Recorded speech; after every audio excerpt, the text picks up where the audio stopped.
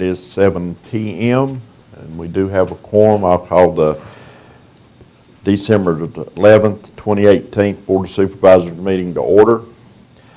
We have Pastor Tony Helms from Grace Baptist Church here to do our invocation. Asked him to come up and asked everyone to please stand and remain standing for our pledge.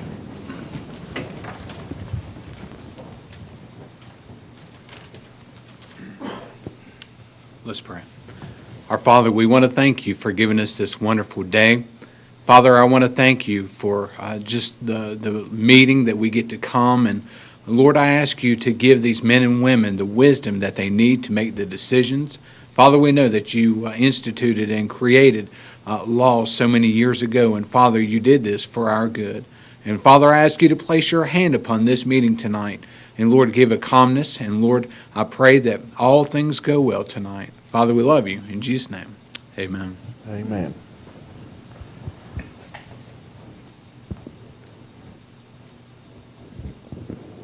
I pledge allegiance to the flag of the United States of America and to the republic for which it stands, one nation, under God, indivisible, with liberty and justice for all. Again, welcome everyone on this snowy December 11th night. Had a lot of snow this past weekend. Hope everybody had no troubles and he's getting around fine. We'll move right in onto our agenda. We have a public hearing. No, we have citizens' time first. Ms. Myers. I'd like to thank you, gentlemen, for having the three town hall meetings the previous weeks. Sorry, it was just too cold to come out. It was just awful. However, I just would like to say that I think reducing debt, as far as I'm concerned, is a huge capital improvement. And I realize the auditors say we're all living, the counties within their limits and so on. However, I think it should be a priority to live within our means and try and reduce the county's debt as much as possible in 2019 and in the future. So if you take that under consideration, I'd appreciate it. Thank you so much. Thank you, Ms. Myers. Okay, next on the agenda, we have a public hearing, Enterprise Zone Boundaries Amendment. I'll read the public hearing call. Wythe County Board of Supervisors notice of public hearing, Enterprise Zone Boundary Amendment. The Wythe County Board of Supervisors will hold a public hearing to consider amending the Wythe County Enterprise Zone boundaries. Public comment regarding the proposed amendments will be heard at this hearing. The public hearing will be held Tuesday, December 11th, 2018 at 7:05 p.m. in the boardroom of the County Administration Building, 340 South 6th Street, Wythe, Virginia. Borders of the Wythe County Board of Supervisors, Stephen D. Bear, County Administrator. Before I open up the floor for public comment, I ask Mr. Manley to come up and give a brief overview. Good evening, Mr. Manley. Good evening. Good evening, Mr. Chairman, members of the board. Thank y'all for having me in this evening to discuss the Enterprise Zone Boundary Amendment. As part of our administrative duties every year, we begin to look at the current current boundaries of the Enterprise Zone every third quarter, fourth quarter. And then by the end of the year, if an amendment is necessary, we start putting together the paperwork and the maps and things for that. And this is a routine sort of adjustment. Based on conversations with the three local governing bodies, the three local chief administrators, and some property owners, we propose adding, 3, 6, 7, 8 pieces of property to the enterprise zone and remove one. And that makes a net change of 27.94 acres, leaving about 391 plus or minus acres in the zone, which is more than enough should something come up that we need to add or make a change in the future. We will submit this as soon as the board passes its resolution if it sees fit, and it'll be signed off on by the end of the year. That means for those businesses that might have a certificate of occupancy come in before the end of the year, they'll still be eligible to reap the enterprise zone benefits. That's why we wait typically till the last month of the year to do these, to give everybody the benefit of any construction that might have been done in the previous year. Okay. Does any board member have any questions before we open the public comment to Mr. Manley? No? Thank you. David. I appreciate it. Okay, no one signed up to speak during the public hearing, but I will open the floor up if anybody would like to speak in the public hearing on the enterprise zoning amendments. Hearing none, we'll close the public hearing.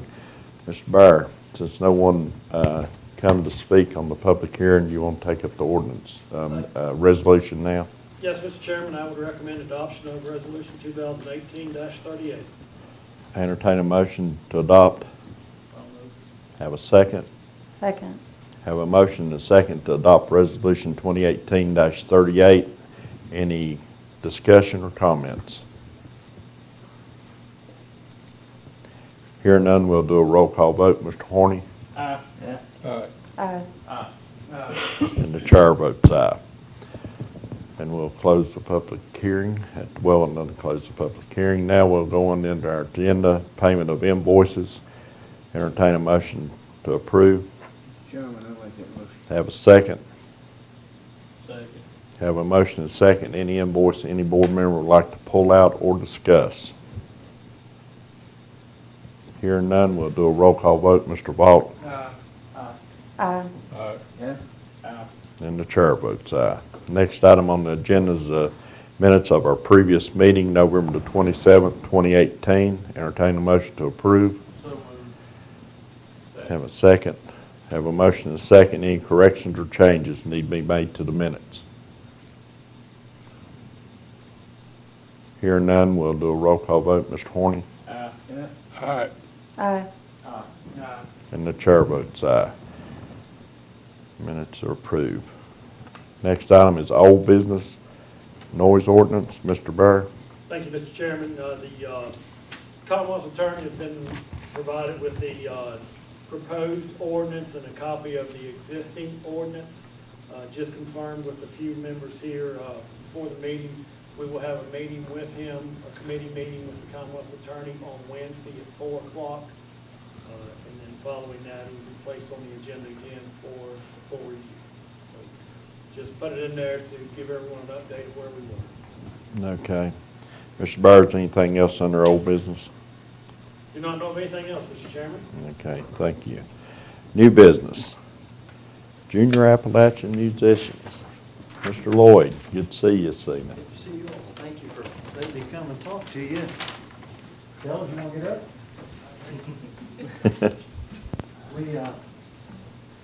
I'm going to let them do their thing for you, and then we'll talk about some things. They're going to perform for about 3 hours, if that's all right. I can stand that.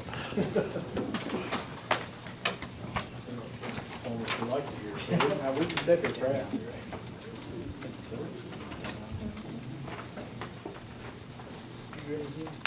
Yep, go ahead. The first song is going to be a song called Down Yonder.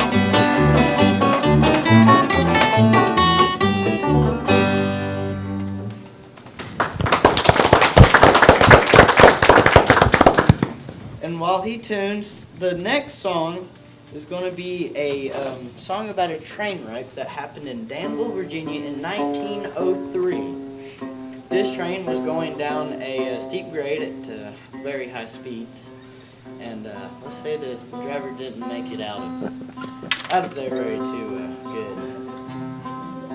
You know what I think you just did? She dropped her pick into her guitar. You got another one on you? You got one? Oh, There we you got go. it. I taught her that.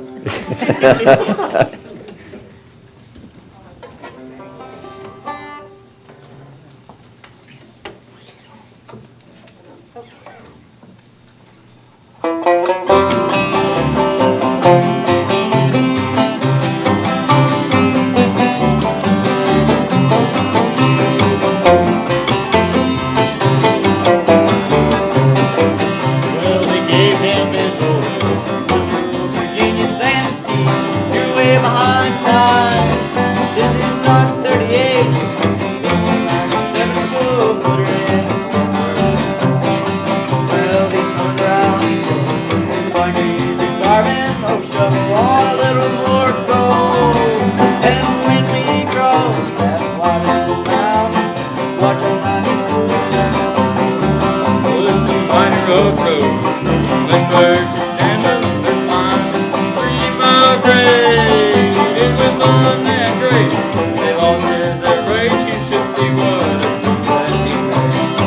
Well, he was going down grade, making 9 miles an hour. His muscle stuck into a screen. He was found in the wreck, standing on the road. He was stoned to death by the storm. Now we morning from this time on and on. Never speak harsh words to your true love and husband. You really never. Take it out, Nicholas.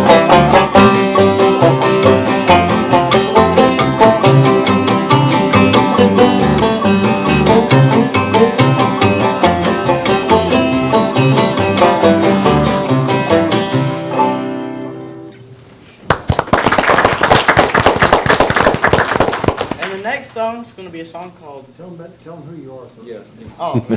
Introduce myself. My name is Dustin St. John. I'm from Chehaui, and 13 years old, and I've been playing the bass for 8 or 9 months now. I think it's about.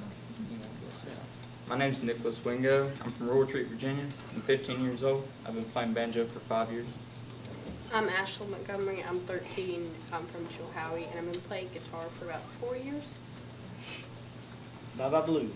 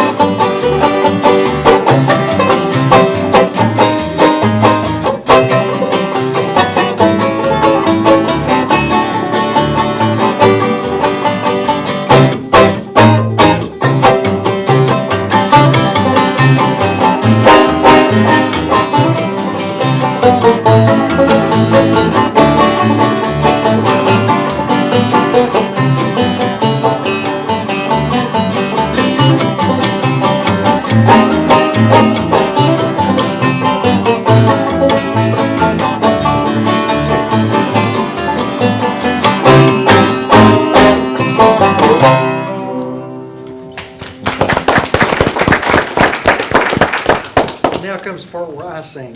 Okay.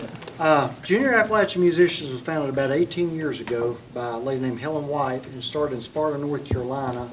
And it was to, first of all, our target was to help the kids. Secondly, it helps preserve our music of the Appalachian. We really stress traditional music. It's now 45 chapters in 4 states, and this year we're adding on 7 in Tennessee and Wythe County.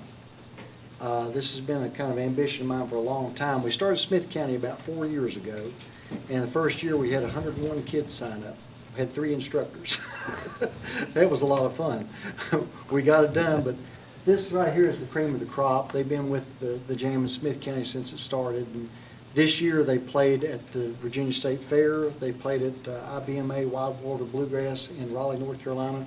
About 250,000 people in attendance on that one.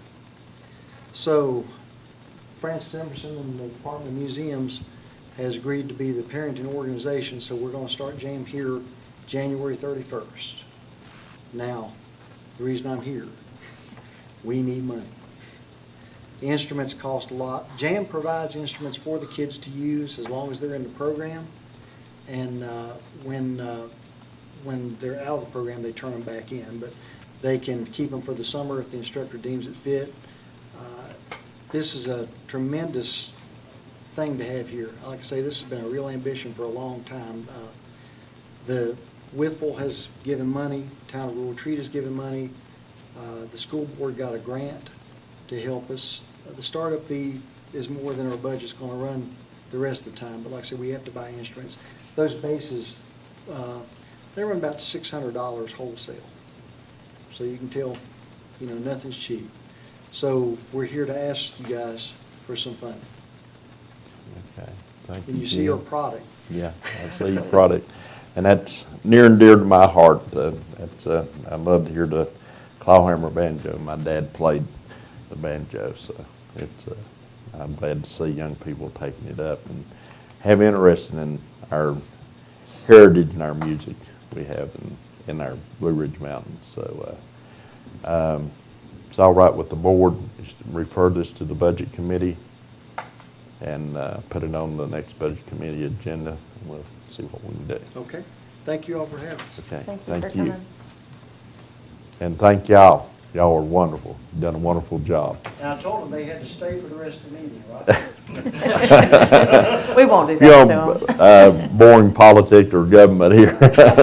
So, If anyone has any questions, please contact me. okay, well, I meant to ask the board, does anybody have any questions from the board to Mr. Lloyd?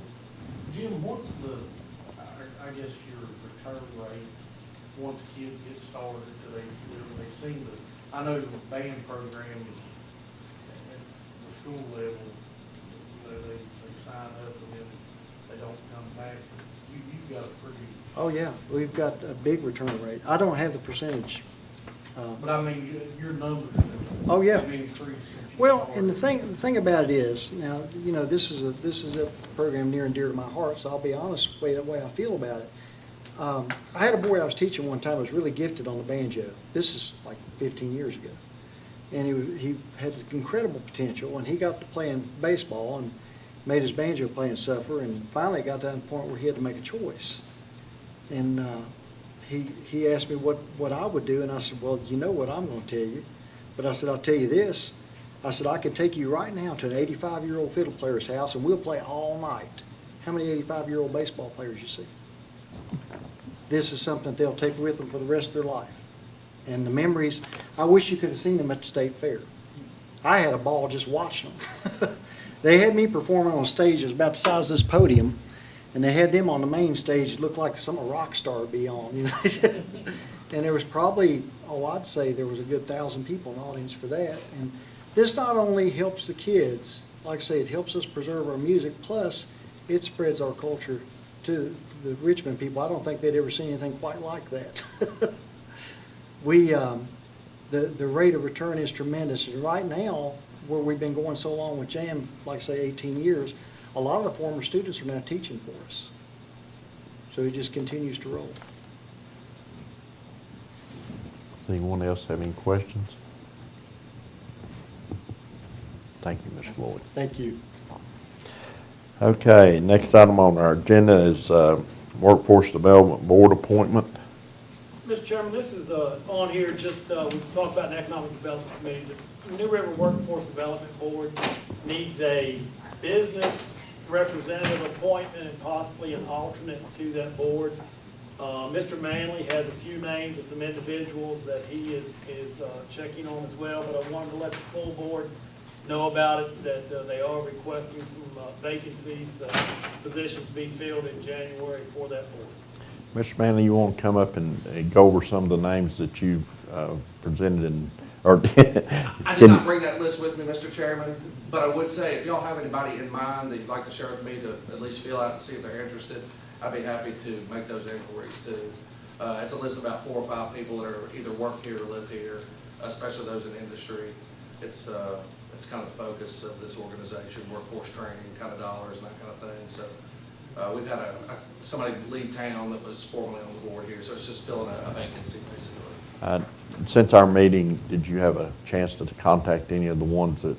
Not since Thursday, I have not. Okay. With the weather, I didn't have a good, I haven't heard back from a lot of That's folks. understandable. But by the end of the week, I should have some more. Okay, thank you. Okay, next, campground special use permit requests. Mr. Byer, or? Thank you, Mr. Chairman, and I hope y'all have lots of questions, because Ms. Castle's here to answer the questions about it. But Mr. Jimmy Scott Horn on Stony Fork Road is applying for a special use permit for a campground. As you can see in the letter there, provides information. And the Planning Commission at their meeting last week recommended that the board approve his request for a special use permit for a campground in the Stony Fork area. Okay, does anybody have any questions for Mr. Byer or Ms. Castle? Is this a new campground or expanded? Come on up, Ms. Castle.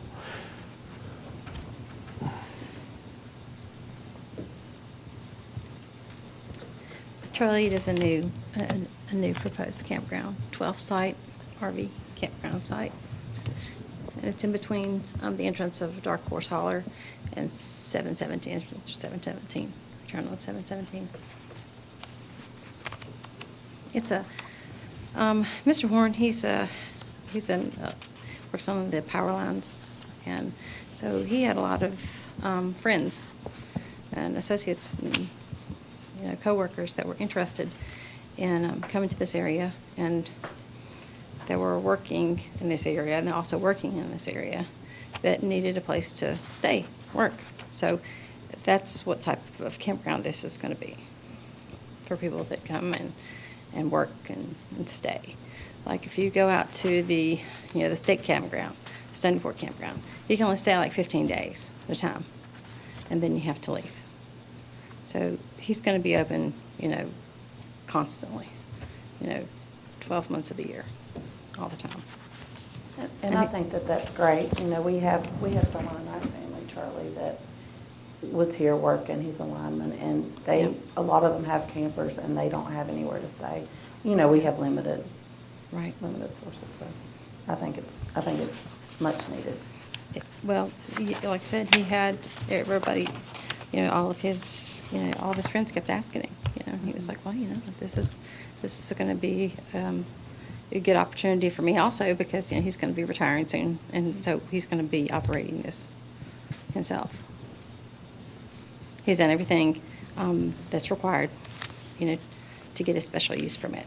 He's met every requirement: septic, water, electric, everything. Michelle, as part of the notification, when y'all do these campgrounds, do we make it clear to them what the tax policy is? Tax policy? Yeah. The lodging tax? Yes. Yes. Yeah, Yes. and not only the lodging tax, this is a pet peeve of mine, and all of y'all know it, is a lot of these folks set up like a year or 2 years in these campgrounds. Yes, sir. They're supposed to pay personal property tax in Wythe County if that vehicle or that camping facility is in the county on January the 1st. Yes, sir. And in our public campgrounds, every year I go around and look at them. There's a lot of those very expensive units are here, they send their kids to school here, some of them do, Yes, sir. and they don't pay any taxes because we don't follow that part of our tax code. And that adds up to money that would offset what it costs the county to provide that. Yes, sir, I understand. And I think it'd be good if we sent that out as a licensure procedure, what the tax burden is for these people. It's not on the people that are operating the campground, but it's certainly on the people that are using the campground. I'll do a follow-up with Ms. Barker on that and see what we can do on getting information out to all of them. Okay, thank you. Any other questions? Thank you, Michelle. Absolutely. Go back to the one you just had, the workforce development is meeting here tomorrow at the community college at 10:30. There's a regular workforce development meeting Okay. tomorrow at the college at 10:30. I'll make every effort to be there. Okay, so no other questions. I entertain a motion to grant the special use permit request. Have a second? Second. Have a motion and a second. Any further discussion or comments? Mr. Chairman, it's in my district. I haven't had any calls, and I do appreciate the point, contacting his neighbors, let them know his intentions. They all seem to be supportive. That's good. No other comments or comments. We'll do a roll call vote. Mr. Horny? All right. The chair votes aye. Next item on the agenda is the Building and Grounds Committee report. Yes, Mr. Chairman, the Building and Grounds Committee met on December the 4th. Building and Grounds Committee has one recommendation that we close the trash collection and recycling centers on December 24th and December 31st to coincide with the transfer station being closed on those days. Okay, again, from committee, it doesn't need a second. Any questions or discussion? I had something I want to say. Seems to me like I've had a couple people call me about December 26th, county employees being off. That would be awful nice. You give them that day. We're not, I don't think we give them what they deserve myself. So you're requesting that to give them an extra day on the 26th? Yeah. Well, let's take this up first. You're not talking about the trash, you're talking No, about the. you're talking about the county employees, workforce. Let's, But it will. Will not affect the centers. Centers would need to be open on the 26th. Oh, Yes. it won't affect them? Okay. Because that's our biggest day, 26th, the day after Christmas as far as trash collection. Yeah, the 24th and 31st, the reason for that recommendation is those are both Mondays. As you all know, Saturdays and Sundays are typically our busy days at the centers. And with the transfer station being closed, there's nowhere for them to take the trash to at the center, so being closed on those days. And most people understand Christmas Eve, Christmas Day gives the employees at the centers those 2 days off as well. But the centers would open back up on the 26th. 26th. And we expect for the 26th and 27th to be extremely busy days. Okay, coming from committee, it doesn't need a second. Any more questions or discussion? Hear none? Okay. We'll bring Ian up under other in a minute. We'll do a roll call vote. Mr. Vaught? The chair votes aye. Is anything else from the Building and Grounds Committee? No, have nothing else at this time. Okay. I will just mention from Buildings and Grounds Committee, it's not a recommendation, whatever, we have put out for advertisement, several pieces of property for hay, to go up on. The advertisement's gone out in the paper. Lot 24, the, Buildings and Grounds there behind the transfer station, the landfill, property in front of Real Retreat Elementary School, and then 2 properties in the Ager Park area have all been advertised. Just if you know of anyone that may be interested in baling hay on any or all of those areas, please share that information with them. Okay, next item on the agenda is Resolution 2018-37, cigarette tax. And the resolution of the Wythe County Board of Supervisors supporting the General Assembly granting all counties the authority to levy a local tax on cigarettes by the pack. You want to? Yeah, Mr. Chairman, this is, as you all remember, you all recently agreed to enter into an agreement with John Stirrup about Cajun Bay for the levying of taxes on cigarettes. This is a resolution that has been distributed to the localities that are requesting that the counties adopt these resolutions to show support for the cigarette taxation. It does have in it either the measure either approved by a majority vote of the Board of Supervisors or said measure placed on the referendum and passed by referendum by majority vote. So it has both options in there for the General Assembly to consider. I would recommend, with your all's most recent action for joining this coalition, the adoption of this resolution. Entertain a motion to adopt Resolution 2018-37. So moved. Have a second? Second. Have a motion and a second. Any other discussion? Hearing none, we'll do a roll call vote. Mr. Horny? Aye. The chair votes aye. And I will say, me and Mr. Bear met with Senator Carrico, trying to think what day it was. Last Thursday. And there's several things that we went over, and cigarette tax was one of them. And I was trying to think of some of the other things that I brought up. I brought up several things, and I'm just drawing a blank right now.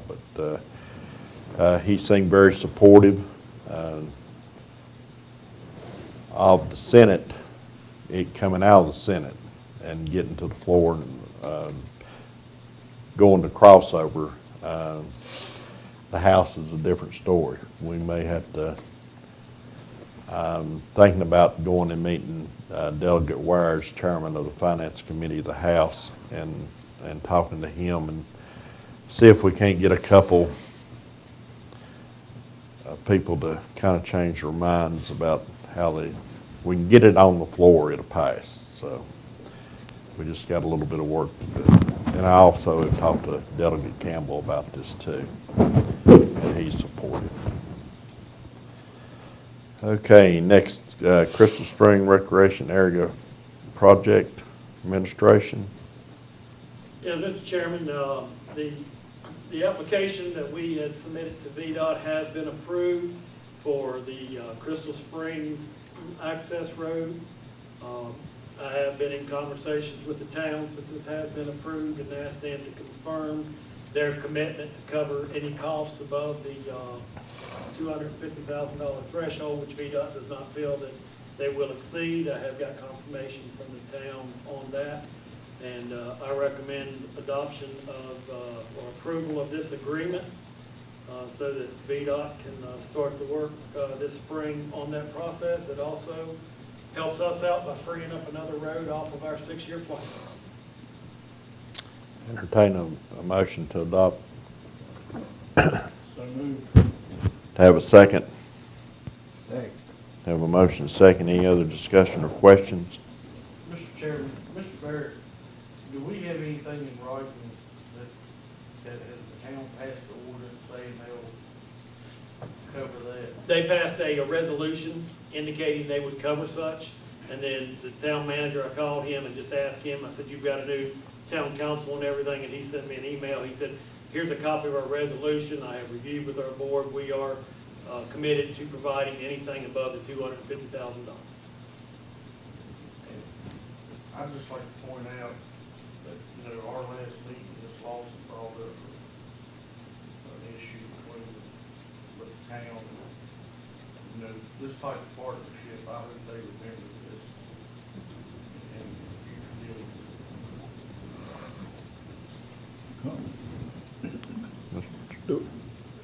dealings. This is standard boilerplate VDOT contract. When you mention administration, does that put any burden on the county and the Yes, county? sir. That's Okay, fine. thank you. Any other questions or comments? Hearing none, we'll do a roll call vote. Mr. Ball? All right. And chair votes aye. And this does free up some money on the 6-year plan. Some more money from, that we can look at in the spring. Okay, next item is Shenandoah Cable TV franchise. Mr. Bear, I know you, Yeah, Mr. Chairman, the copy of the letter that we received last week from Shenandoah Cable Television is in your package. This was reviewed with the committee last week. And it was recommended that we try to get a representative from Shentel to join us for tonight's meeting. Mr. Chris Kyle is not able to join us. He did indicate that he would be available by phone. I did speak to him before the meeting this evening. He is still available to discuss with us. Basically, within the package, you will see the cable, the original ordinance, and then several of the ordinances and resolutions as this has passed along to other entities. The original ordinance for this was in 2004, and this was for charter communications. It has changed since then from charter to rapid communications, then to what's the name of the next one? Jet Broadband LLC, and is now currently with Shenandoah Cable Television. And what you have before, in the package was a resolution. I did hand out a revised resolution. The only change in this resolution is under section 10.5, or section 3 of the resolution, 10.5 of the original ordinance. Mr. Hale asked a question in the committee meeting about the fee being paid by the franchisee. The Virginia Telecommunications Act, or tax changes in 2007, eliminated the language that had a 3% of the gross revenue being paid as a franchise fee.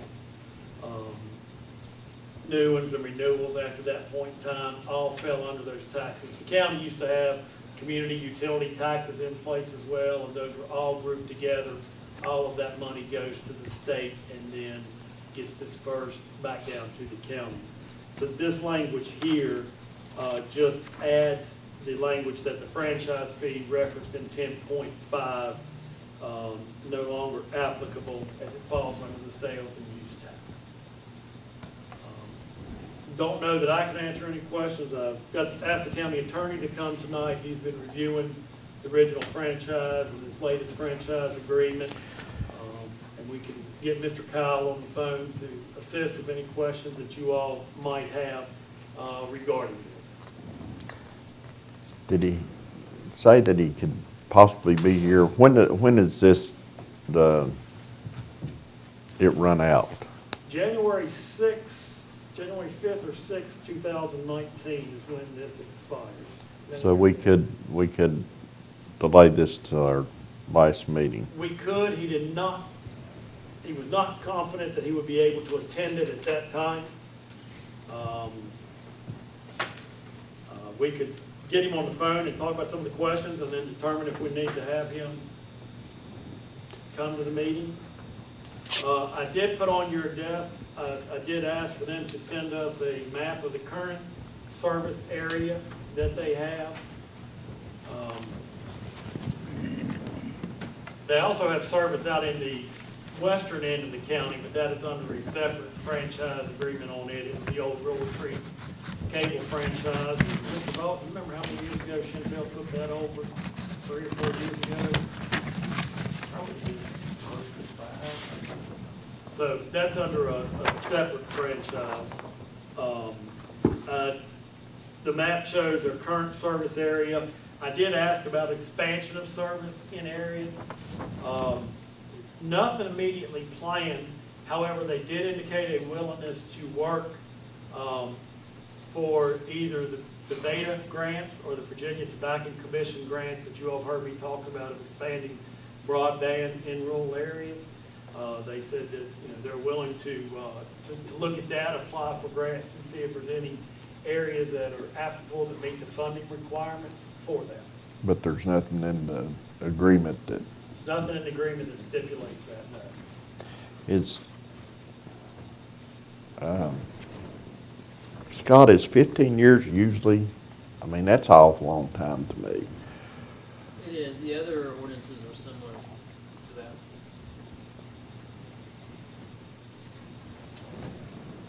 Mr. Chairman, that and the lack of expansion is of a concern to me. 15 years is a long time in the high-tech business, and I know most everyone here talks about speed and what we're getting. This could be, and since it's had so many different names, it could be a model of where we're going just because all the others have got this in it. I think if you get a franchise for 15 years, we could certainly ask them to come here and talk, make some commitments. Mr. Bear gave me this, and basically it says they will expand if they've got so many per mile. Then there's another service to new or previously unserved single-family dwellings. It's a different paragraph in language. I'd like to see us table this and have them send a rep here so we can show our interest in future development and more service for the citizens of the county. The franchise ought to be worth something or they wouldn't be asking for it. Our The first, information he's referring to is what's in the board package under the original ordinance. Yeah, it's section 6, 6.1. Page 99 of the agenda. Yeah.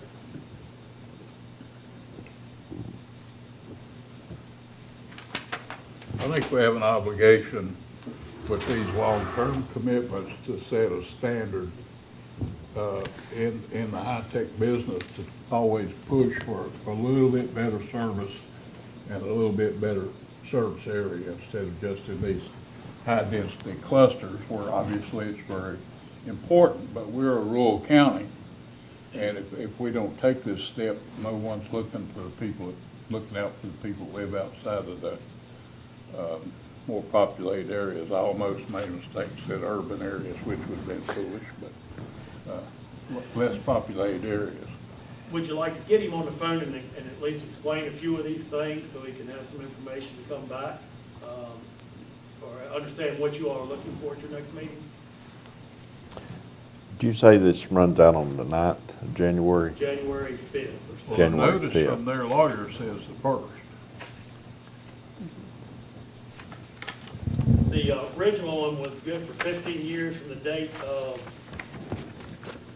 when it was signed and executed by both parties. I think that's 15.7 of the effective date is accepted by both parties, and that was January 6th of 2005. So I'm sure they are just saying the first of the year. Okay, for convenience. Yeah. Well, we can get him on the phone if he's available and talk about some of these things and see if he's, can be available for the 27th, or we can call an Economic Development Committee meeting and have him come in front of the committee and kind of answer some of these questions.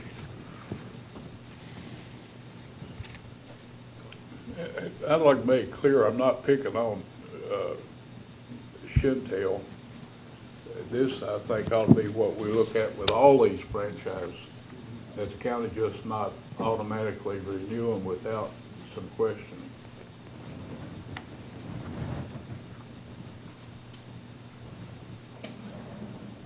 Right.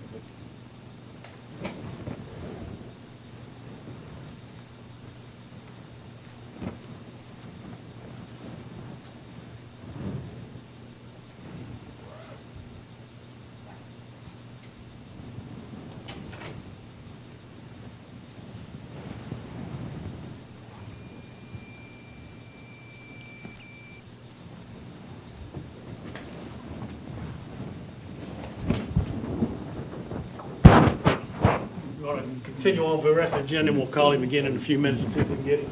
Okay. Okay, 2019 draft rules of procedure. That's something we do every year in January at our first meeting. Adopt. All board members need to take a look at that and read over the rules of procedure. And if any changes you wish to be made to the rules, we can discuss in the first meeting of January. Next item is our draft meeting calendar for 2019.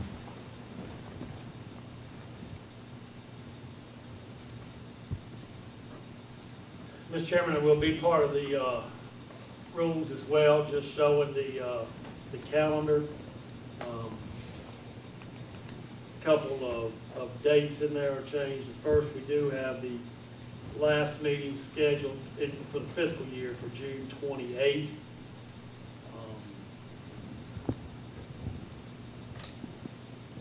Then November, the change for the VACO conference. And we put the December meeting for your all's consideration as Friday the 27th at this point in time.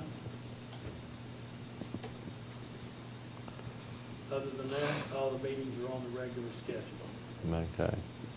Each board member take a look at that, and in January when we adopt the rules of procedure, we'll look at that, any changes that you think need to be made to our calendar, meeting calendar. Okay. Is that all with that, Mr. Bear? Yes, sir, Mr. Chairman. Apex construction status. Thank you, Mr. Chairman. Just wanted to give an update. Bill is here to give a full update.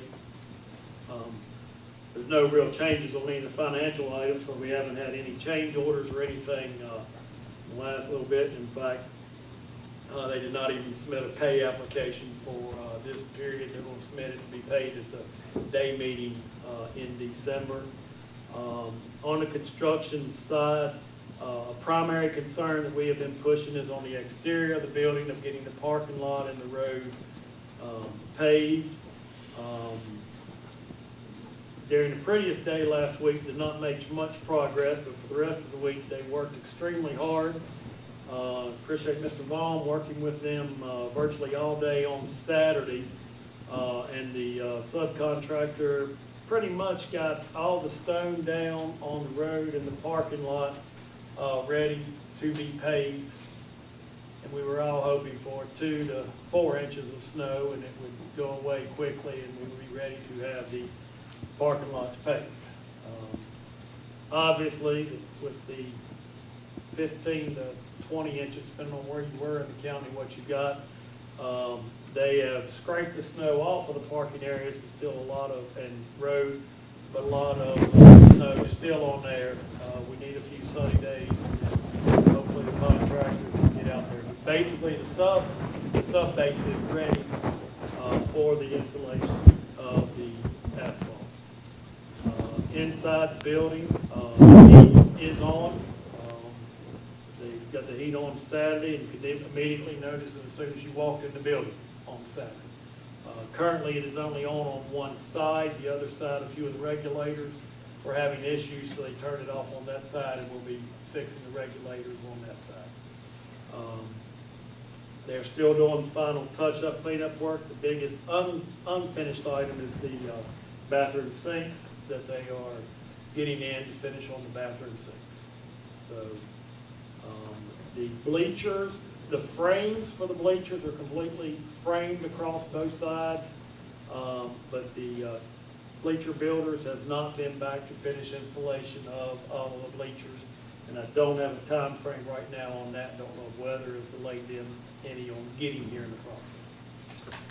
Inside the arena, the contractor will have to do some more work to the floor, and once work is done to the floor, we will start bringing in the material. The provider on that has a purchase order in hand and is just waiting for our order to start bringing in the first of our material. We will have to do some mixing of that material with some other items once we start getting it in there. Is the arena area clear now? They have not moved the trailer out of there yet, no. But Mr. Long can answer any other questions or cover anything that I may have overlooked on that in the process. The goal right now is the first event is scheduled to happen January 17th, 18th, whatever that weekend is, right in there, 19th, with the goals of a open house before that on January 12th for a non-ticketed, just open house for the public to come in. So that is still the goal that everyone's working on.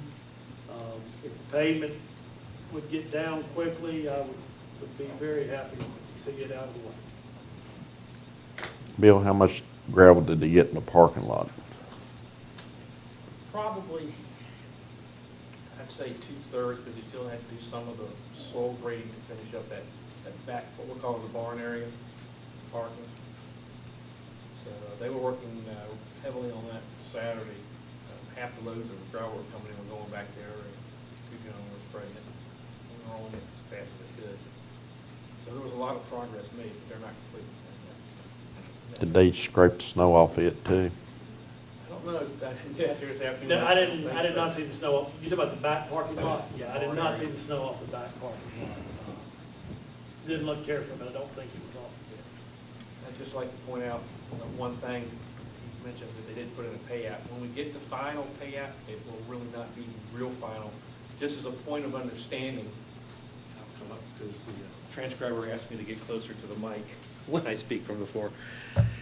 We will still have the stormwater requirements to complete. So we've asked RGM to give us a value of what finishing those lower ponds and things will be. So the contract will still be open probably into, I'll say April-ish, assuming they can get down there and finish the stormwater work. So when we get a certificate of occupancy and things start happening, the contracts will be open until we finish the stormwater work and get past the state requirements and signed off by the DEQ.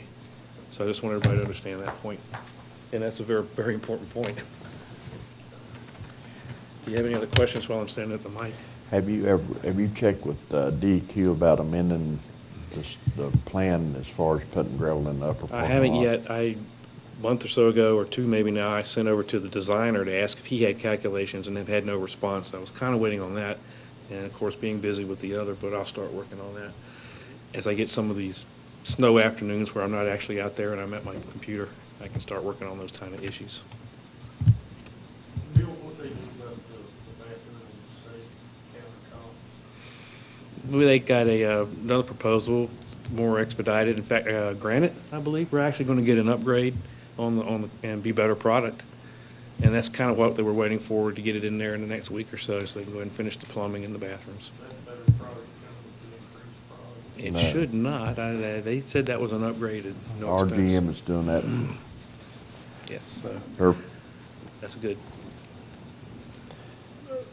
What, did you have to get a mean temperature this morning with one side of the heat? What was the mean temperature? I do not know, because they were still scraping the road when I went up there around lunchtime. They had not got to the building yet. Are the alarms They are. operational? The alarms are operating, assuming Jamie got them turned on, which I'm sure he did.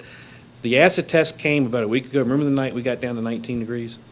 We had about, I'd say, 2/3 of the wing heat vent on because a couple of the thermostats weren't working properly. And the interstitial alarms were ringing at 33 degrees. So we had that really cold night, wind, 19 degrees. It didn't drop below 33, so I figured that's the acid test. Now that we actually got heat in the building, shouldn't have a problem, if that kind of helps you understand what we're working with there. Mr. Harrell, I was on the opposite side today over where the bleachers are from the heat, and was sitting there, Mr. Topham was sitting there, and Jamie was sitting there. And Mr. Topham was talking about how warm it was even on that side of the building, even with just one row of the heaters on. So it is staying warm enough that I don't have any concerns about the freezing that I did before.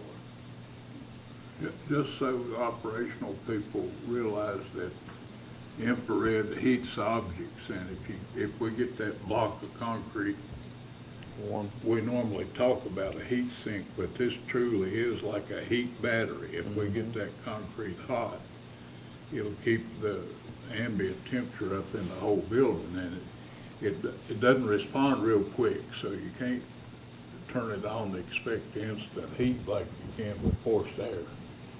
But if the concrete and steel is warm, everything will pick up the ambient heat. One thing you just said there a minute ago and answered Chairman's question.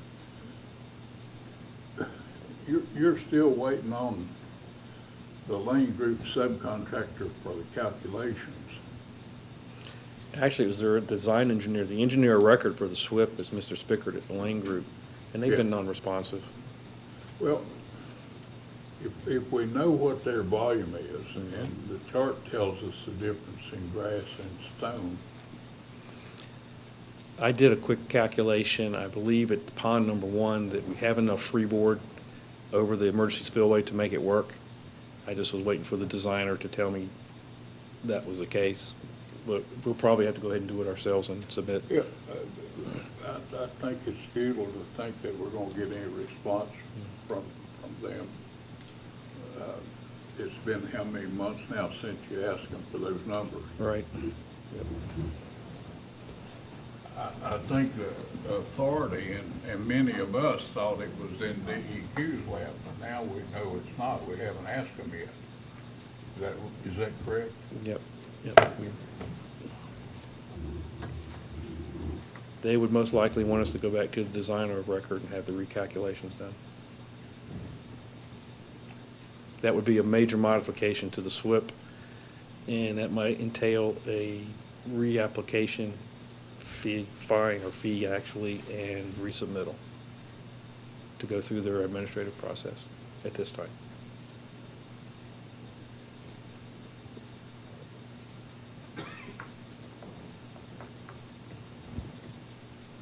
Any other questions?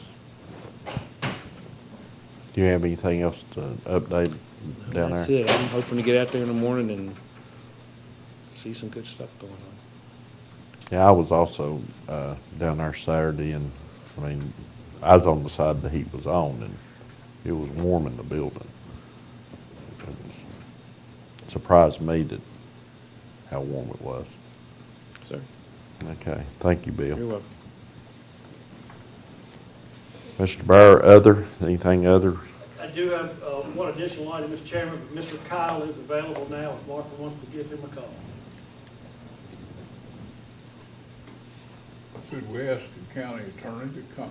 I don't communicate well over these phone conversations. You know what my concerns are. How about one of y'all doing the speaking so he can understand there won't be a language barrier?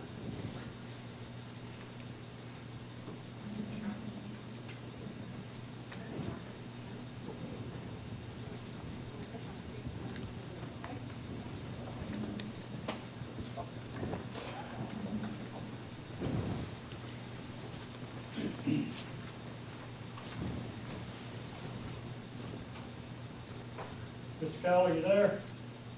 Yes, sir, I'm here. I'm sorry, I apologize, I couldn't be there with you guys. Sorry you're missing it. We got a lot of snow over here you could enjoy. This is Scott Farthing. I'm the county attorney. We had a couple questions for you tonight. I'll try to convey those initially and then let the board remind me of what their concerns might be if I don't get it right. One of the questions we have is the length of the franchise agreement being 14 years long. Can you explain why that's so long?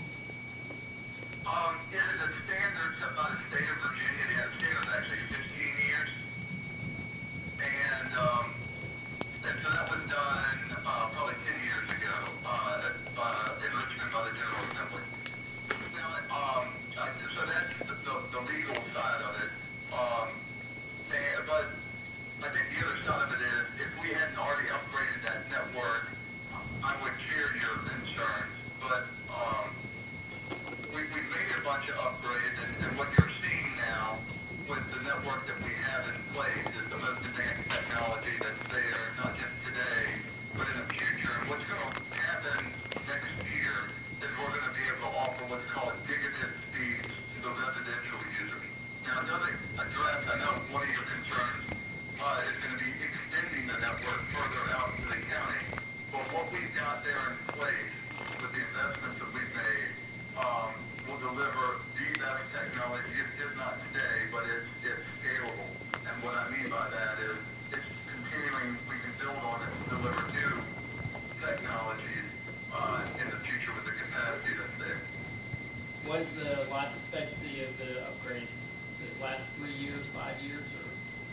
How long before it's outdated? That's a great question. So when we did this, it has a fiber backbone, and when we say fiber, that's future-proof to us. And from off of that fiber backbone, we pull coax, which is not as, fiber is the gold standard. It's also the most expensive to build. We do have coax that we do last mile on, and, but that coax and the way we use it, will continue to be able to push, this primarily broadband speeds, and that's where the innovation is happening. So to answer your question, fiber, 30 plus years, what changes on fiber are the, optical signaling equipment, from time to time, every 5 or 10 years, we'll have to go through and do, but, 30 years on fiber, for most everything we did, with the exception of some of the computer equipment that runs light signals across it, and we'll upgrade those from time to time. Okay, you mentioned, one of our concerns about expansion is what are the plans for growth? And what's the, I guess, the baseline, or how do you determine where to grow? Right. I wish I had a better answer on that one. I think what we think is that wireless has to be part of the option as we get out into more of the rural areas, and we have not been able to get comfortable with the wireless option yet. And primarily, this what we're talking about is for internet. But I didn't say this is a video franchise that governs our video product that we deliver there, but I understand internet is a primary concern, and it kind of gets wrapped up in this conversation. I think at some point we will get comfortable with wireless, but it's going to be probably 2 years down the line, and it's going to hinge on us buying some spectrum. We want to do a wireless license spectrum offering because it's more reliable. Now, the fiber that I was talking about earlier that we got in your area, it can handle, it can support other what are called WISPs, wireless internet service providers. We have over a dozen that we want them to work with them because they extend the reach of our network where we don't go today. And that can be another alternative if there's some WISPs in your area that we don't know about that I can connect. So that's a technology conversation. For a wireline conversation extension, there's got to be some grant money to exist, and the state's working on it. And the two main areas of money is Virginia Tobacco and the DADDY grants, and we've done a couple applications this year in different areas. I will absolutely do some there. We can work together to find some areas and pockets. It's complicated. It's not that.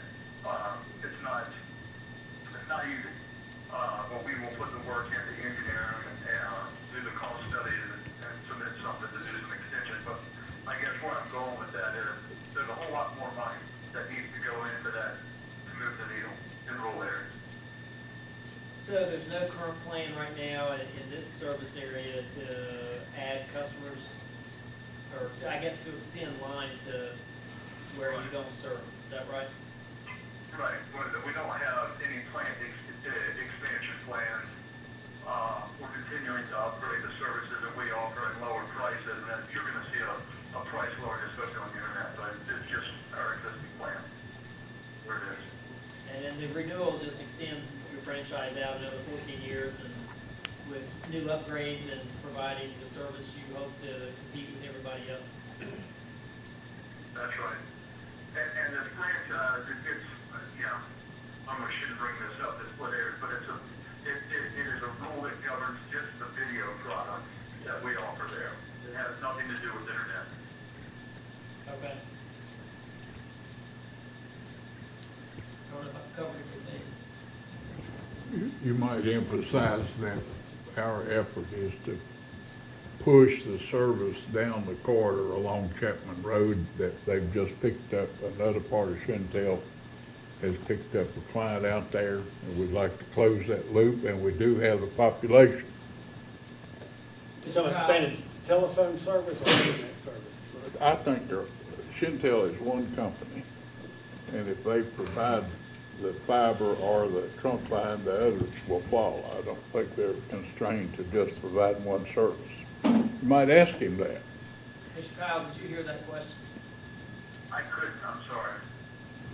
You have a service line along Chapman Road? Okay. No. I'm sorry.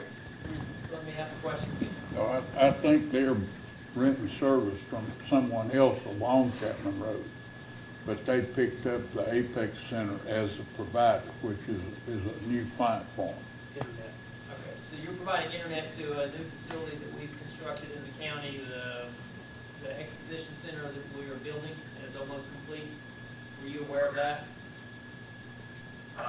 No. So they're providing internet service there, and I guess you're using, supervisor thinks you're using someone else's line to get there? We're also using their phone service, aren't we, Stephen? Yes. Internet and phone So service. internet and phone service provided to this facility, which is a little bit north of town. Okay. The question is, I think they're trying to decide, can you expand video service out in those areas as you're expanding, if where you've got the internet service? Yes, so, let me take a different angle on it. If there are anchor tenant businesses that want to buy our internet service, it opens up more residential pockets for us. I've been talking residential up until this point, but our business model changes when we can find businesses that want to take our internet and will further extend our plan, not just to that business, but we'll hit every home that we can along the way. And we always do that. I just can't commit to you that there's more of that happening, but it does happen in all our areas. Okay. Scott, could you ask him if he can come and meet with our Economic Development Committee? We do have the population density up Skyview to make this a worthwhile project for them to expand down the corridor. We'd like to know if you're available to come meet with us, either on 12/27, which is the next meeting, I think, or come meet with the committee, which is very flexible as far as when the committee can meet, one of our committees to discuss possible expansion around this exposition center where there's some high population density. If we could do it not on 12/27, I will come there. What I would ask you, well, I can do a map in advance. I can go back tomorrow, get some more detail on that, and we can do some preliminary looking. But I will come meet with your committee if you can be a little flexible and we can coordinate dates. Yeah, I'll let Mr. Bear contact you about some possible dates to meet with the committee. And then he can direct to you some of the questions that we may have in the committee for you. All right. Any other questions for Mr. Kyle? Ask about a deadline for getting this adopted since this expires January 5th. What's our deadline on the franchise? If this doesn't get adopted by the 27th, does it automatically extend or does it just expire? We could do it a couple different ways. We could do a letter of an extension. We'd like to add something, a temporary extension or something so it doesn't, it doesn't expire. I guess that'd be the best way to do it. We can address that under our 12/27 meeting. If you come meet with the committee prior to that, they can make a recommendation to the board. Okay. And if we can't adopt the ordinance, we can extend or we work out whatever concerns we might have. Very good. All right, I think that's it. Mr. Bear will be in contact with you about scheduling a date. Great. Thank you for your time. Yeah, thanks for taking our call this evening. Yep. Right, so I did that.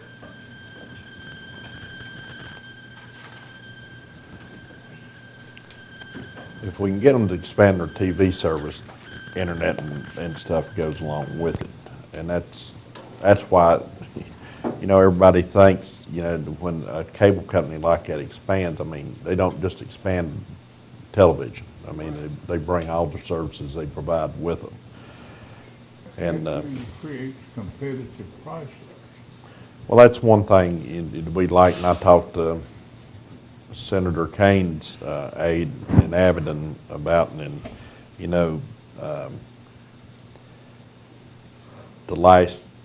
I talked to Chantel at some point in time about television, and they said they weren't allowed to provide residential service in that area. And I was questioning, well, I mean, you know, why are you not allowed? But, and she was wanting to know the same thing too. But this last mile of broadband and stuff, I mean, it's big in the General Assembly and the Tobacco Commission, and in the state, the governor's, one of his top priorities is expanding broadband out to communities in rural areas. I think the broadband expansion is more the driver anymore than the television expansion.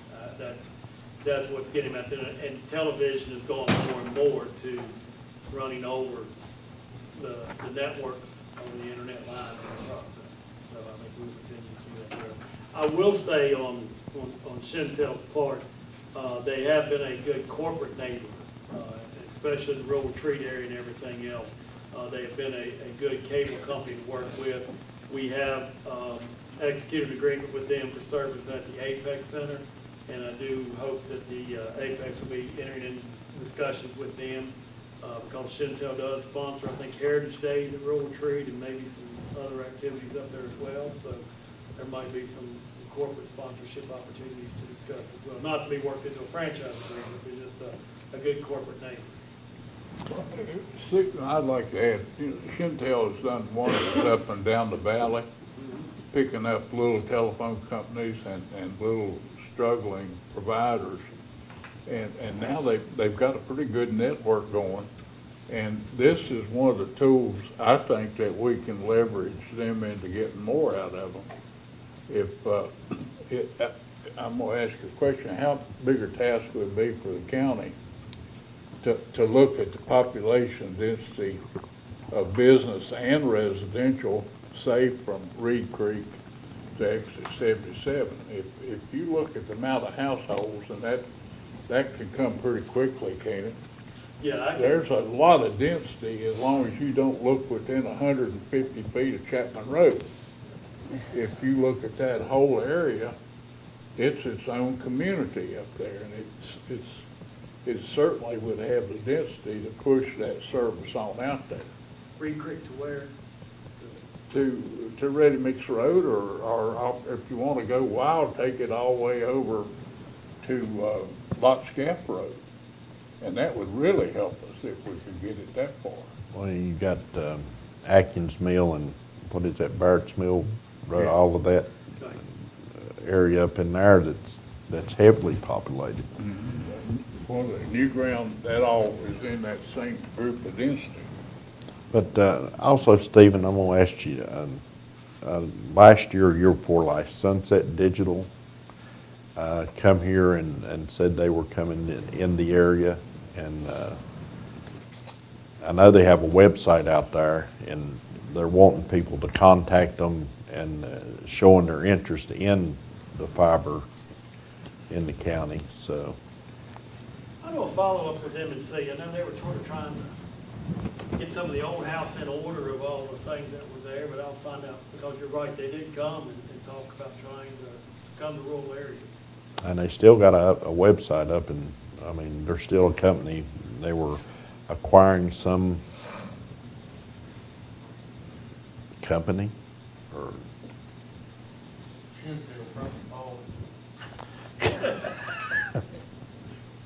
anyway. Or we can have a call personnel, or call economic development. Once I get that lined up once with them, we'll have. It'd be good if we could do it on the 19th, either before or after personnel come in. Two of us are on the same committee, so we're already here. I've sent information to him already while he was on the phone, just trying to set up a date next week, so I'll see what I hear back from him. Okay. Mr. McRoberts, you had something you want to bring up before the board? Yes, sir. As I was saying before, I would like to make a motion that we give our employees December 26th off so that they'll have enough time to be with their family. Some of them might be like me, married 7 times, got kids in Roanoke, Charleston, Evermore. It's hard to get around all that. But I do make that motion. And I'm glad the preacher left before he heard that lie. Mr. McRoberts made a motion to extend the Christmas vacation holidays out to include December 26th. I have a second. Second. Have a motion and a second. Any discussion? Hearing none, we'll do a roll call vote. Mr. Vaught? Aye. Aye. The chair votes aye. Yes. Mr. Chairman, may I hand out one additional item of business for you all, just Christmas? Yeah. Hurry up, we got to get a picture taken. Gene's got to get to Walmart. It's pretty straightforward, but I decided I would just, I've been working with Brandon Moore on this, but I thought I would just hand it to the board instead of just me executing this and let you all look at it. VGN is the aerial photography that we use, and they fly the county about every 4 or 5 years. Every year that they have flown the county, we have always done upgrades to certain areas to have high-resolution photography, to have improved contours. We're not looking at contours yet this year because with the new improved LiDAR, Brandon believes he can pull off the information off of that. On the back of the sheet, you will see, and I apologize, I was trying to get a better map for you, but this was the best I could get. You'll notice squares covering the town of Wytheville. Those that are a different color. The town of Wytheville pays for the upgrade of those. We don't worry about those. The blue that you see going across and out the 81 corridor is what we typically get. That includes Progress Park and the corridor, and I recommend us getting the upgraded aerial photography in those areas. What is new this year is the connection that you see running down to Carroll County. And it's changed a little bit from this map, but generally it's running down the 52 corridor. I'm not as much worried about the 77 corridor because we don't have access to it, but along the 52 corridor down there. But by connecting with Carroll County, and Carroll County coming north and meeting with us, it actually is going to save us about $1,000 in our total price. When you're connecting with another locality, you get a decreased tile cost of $30-some per tile versus $50-some. So by adding these tiles, it gives us the availability of having exit 24 and all that area having the improved photography as well. We've got enough money in the budget to do this. I just wanted to let you all know and confirm with you all you are fine with getting the upgraded aerial photography. We'll pay about half of this amount in March, and then the other half of it will be paid next October, November when the final project comes in. Is the city of Galax participating in this too? The city of Galax is participating in this, and the shared tiles of what we're paying for is only from our part north of what we're sharing with them, but all of you share, well, from the Galax up, you share that cost among all of you only. The rest of it you pay for York tiles. So we're not covering Hillsville's tiles or Galax's tiles or anything like that, but just these connector tiles, we split the cost on all of those, but it lowers our cost on our own tiles. So we were on the phone with all the localities, and everybody is in to proceed. I'd like to comment. I've used this. We've all used it, and it's a tremendous asset for economic development.